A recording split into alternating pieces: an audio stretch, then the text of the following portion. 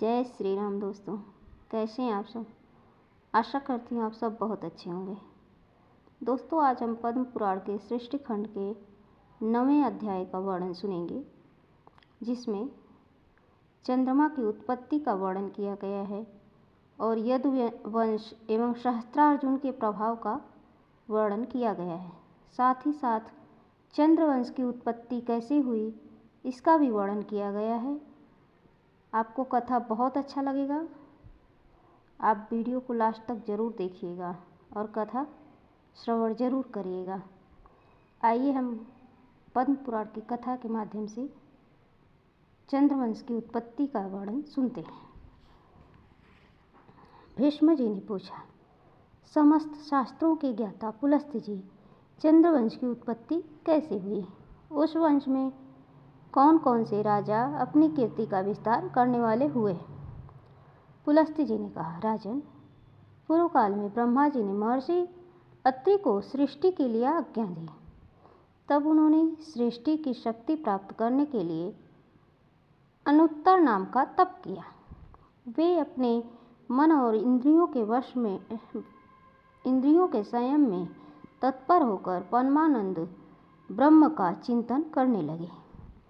एक दिन महर्षि के नेत्रों से कुछ जल की बूंदें टपकने लगीं, जो अपने प्रकाश से संपूर्ण चराचर जगत को प्रकाशित कर रही थी। दिशाओं की अधिष्ठात्री देवियों ने स्त्री रूप में आकर पुत्र पाने की इच्छा से उस जल को ग्रहण कर लिया।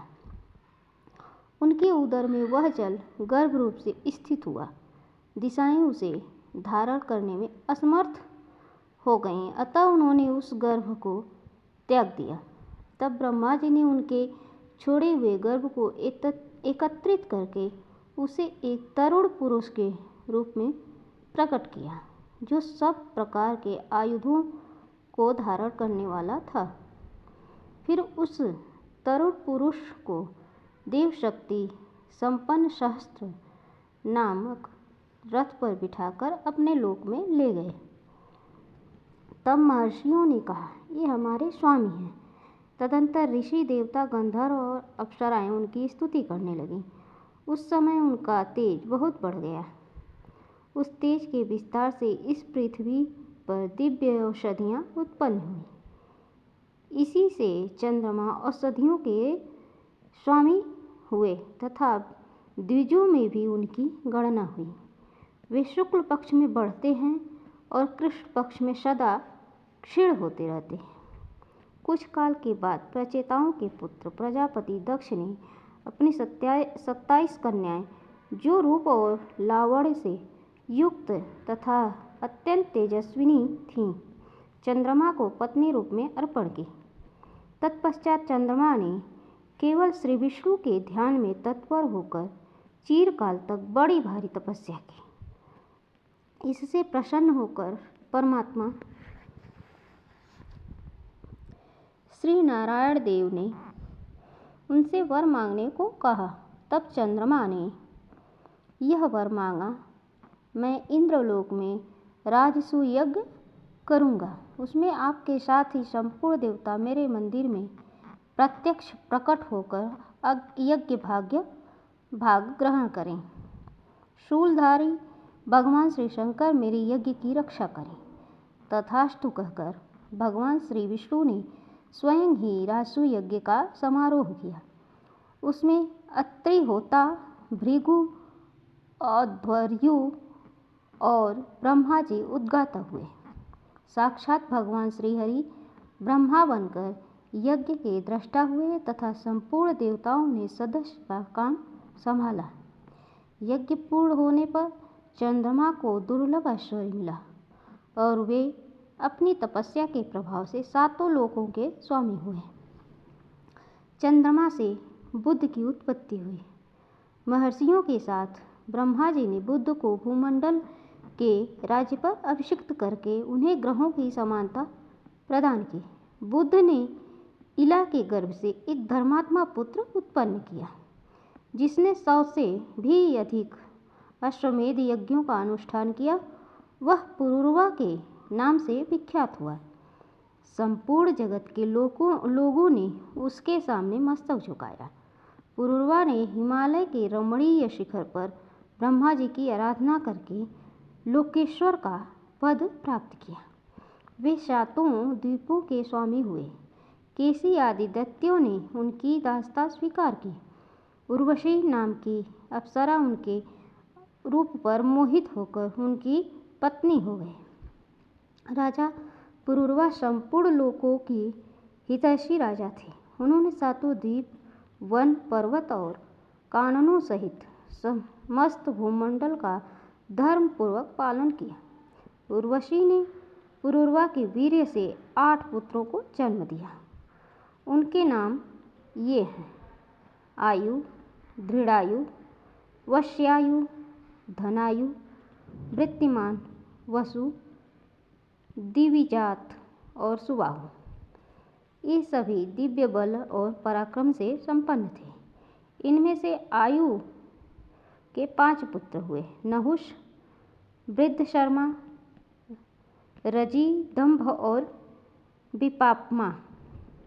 ये 5 वीर महारथी थे। रजि के 100 पुत्र हुए, जो राजेय के नाम से विख्यात थे। राजन रजि ने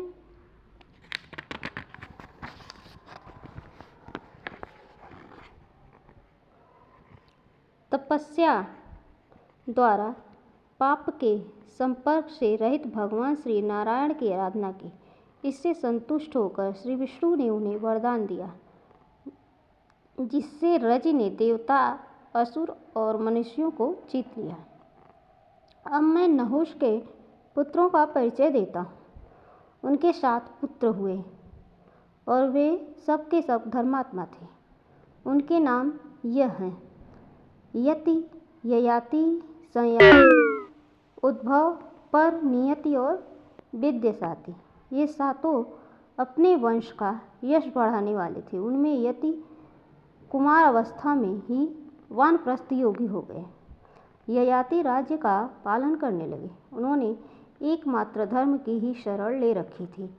दानवराज वृषपर्वा की कन्या शर्मिष्ठा तथा शुक्राचार्य की पुत्री सती देवयानी, ये दोनों उनकी पत्नियां थीं। ययाति के 5 पुत्र थे। देवयानी ने यदु और दुर्वसु नाम के 2 पुत्रों को जन्म दिया तथा शर्मिष्ठा ने द्रुह्यु, अनु और पुरु नामक 3 पुत्र उत्पन्न किए। उनमें यदु और पुरु ये दोनों अपने वंश का विस्तार करने वाले हुए। यदु से यादवों की उत्पत्ति हुई, जिनमें पृथ्वी का भार उतारने और पांडवों का हित करने के लिए भगवान बलराम और श्री कृष्ण प्रकट हुए। यदु के 5 पुत्र हुए, जो देव कुमारों के समान थे। उनके नाम थे: सहस्त्रजीत, ज्येष्ठ, सहस्त्रजीत, क्रोष्ठु, नील, अंचिक और रघु। इनमें सहस्त्रजीत ज्येष्ठ थे। उनके पुत्र राजा सत्यजीत हुए। सत्यजीत के है और उत्तालय है, ये 3 पुत्र हुए, जो बड़े धर्मात्मा थे। है का पुत्र धर्मनेत्र के नाम से विख्यात हुआ। धर्मनेत्र के कुंभी के संहत और संहत के महिष्मान नामक पुत्र हुआ। महिष्मान से भद्रसेन नामक पुत्र का जन्म हुआ, जो बड़ा प्रतापी था। वह काशीपुर का राजा था। भद्रसेन के पुत्र राजा दुर्धर्ष हुए। दुर्धर्ष के पुत्र भीम और भीम के बुद्धिमान कनक हुए। कनक के कृताग्नि, कृतवीर्य, कृतधर्मा और कृतौजा, ये 4 पुत्र हुए, जो संसार में विख्यात थे। कृतवीर्य का पुत्र अर्जुन हुआ, जो 1000 भुजाओं से सुशोभित एवं 7 द्वीपों का राजा था। राजा कार्तवीर्य ने 10,000 वर्षों तक दुष्कर तपस्या करके भगवान दत्तात्रेय जी की आराधना की। पुरुषोत्तम दत्तात्रेय जी ने उन्हें 4 वरदान दिए। राजाओं में श्रेष्ठ अर्जुन ने पहले तो अपने लिए 1000 भुजाएं मांगी। दूसरे वर के द्वारा उन्होंने यह प्रार्थना की कि मेरे राज्य में लोगों को अधर्म की बात सोचने से भी मुझसे भय हो और वे अधर्म के मार्ग से हट जाएं। तीसरा वरदान इस प्रकार था, मैं युद्ध में पृथ्वी को जीतकर धर्मपूर्वक बल का संग्रह करूं। चौथे वर के रूप में उन्होंने यह मांगा कि संग्राम में लड़ते लड़ते मैं अपनी अपेक्षा श्रेष्ठ वीर के हाथ से मारा जाऊं। राजा अर्जुन ने सातों द्वीप और नगरों से युक्त तथा सातों समुद्रों से घिरी हुई इस सारी पृथ्वी को क्षात्र धर्म के अनुसार जीत लिया था। उस बुद्धिमान नरेश की इच्छा करते ही 1000 भुजाएं प्रकट हो जाती थी। महाबाहु अर्जुन के सभी यज्ञों में पर्याप्त दक्षिणा बांटी जाती थी। सब में सुवर्ण में यूप स्तंभ और सोने की ही वेदियां बनाई जाती थी। उन्हीं यज्ञों में संपूर्ण देवता सज धज कर विमानों पर बैठकर प्रत्यक्ष दर्शन देते थे। महाराज कार्तिकेय ने 50,000 वर्षों तक एक छत्र राज 85,000 वर्षों तक एक छत्र राज्य किया। वे चक्रवर्ती राजा थे। योगी होने के कारण अर्जुन समय समय पर मेघ के रूप में प्रकट हो वृष्टि के द्वारा प्रजा को सुख पहुँचाते थे। प्रत्यंचा के आघात से उनकी भुजाओं की त्वचा कठोर हो गई थी। जब वे अपनी 1000 भुजाओं के साथ संग्राम में खड़े होते थे उस समय सहस्त्रों किरणों से सुशोभित शरतकालीन सूर्य के समान तेजस्वी जान पड़ते थे। परम कांतिमान महाराज अर्जुन माहिष्मतीपुरी में निवास करते थे और वर्षा काल में समुद्र का वेग भी रोक देते थे। उनकी 1000 भुजाओं के आलोडन से समुद्र शुद्ध हो उठता था और उस समय पातालवासी महान असुर लुक छिपकर निश्चेष्ट हो जाते थे। एक समय की बात है, वे अपने 5 बाणों से अभिमानी रावण को सेना सहित मूर्छित करके रावण को कैद में डाल दिया। तब मैं पुलस्त्य अर्जुन को प्रसन्न करने के लिए गया। राजन, मेरी बात मानकर उन्होंने मेरे पौत्र को छोड़ दिया और उसके साथ मित्रता कर ली। किंतु विधाता का बल और पराक्रम अद्भुत है, जिसके प्रभाव से भृगुनंदन परशुराम जी ने कार्तिकेय की 1000 भुजाओं को सोने के तलवार की भांति संग्राम में काट डाला। कार्तिकेय अर्जुन के 100 पुत्र थे, किंतु उनमें 5 महारथी, अस्त्र विद्या में निपुण, बलवान, शूर, धर्मात्मा और महान व्रत का पालन करने वाले थे। उनके नाम थे शूरसेन, शूर, धृष्ट, कृष्ण और जयध्वज। जयध्वज का पुत्र महाबली तालजंग हुआ। तालजंग के 100 पुत्र हुए, जिनकी तालजंग के नाम से ही प्रसिद्धि हुई।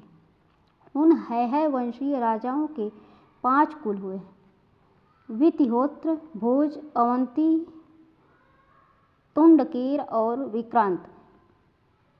ये सब के सब तालजंग ही कहलाए। वितिहोत्र का पुत्र अनंत हुआ, जो बड़ा पराक्रमी था। उसके दुर्जय नामक पुत्र हुआ, जो शत्रुओं का संहार करने वाला था। दोस्तों, आशा करती हूँ आपको ये वीडियो बहुत अच्छी लगेगी। जय श्री राम। मिलते हैं अगले वीडियो में। धन्यवाद।